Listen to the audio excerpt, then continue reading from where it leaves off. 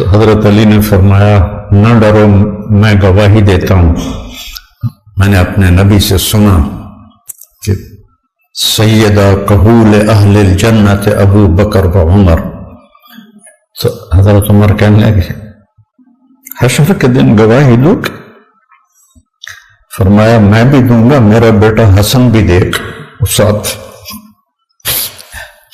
وہ تشریف لے گئے، پیچھے موت کے آثار نظر آئے تو ان کا گود میں سر تھا بیٹے کی، عبداللہ بن عمر کی. تو کہنے لگے ضعنی علی الارض، مجھے زمین پر ڈال دے.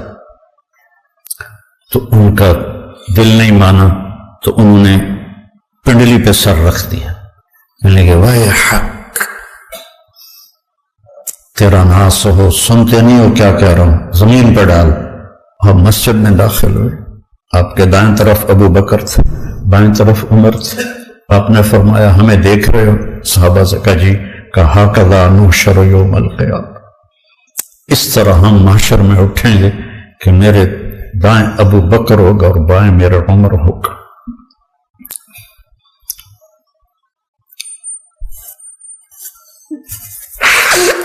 آپ نے حضرت حفصہ کو طلاق دی تو اللہ کا فرشتہ آیا کہ میرے عمر کو تکلیف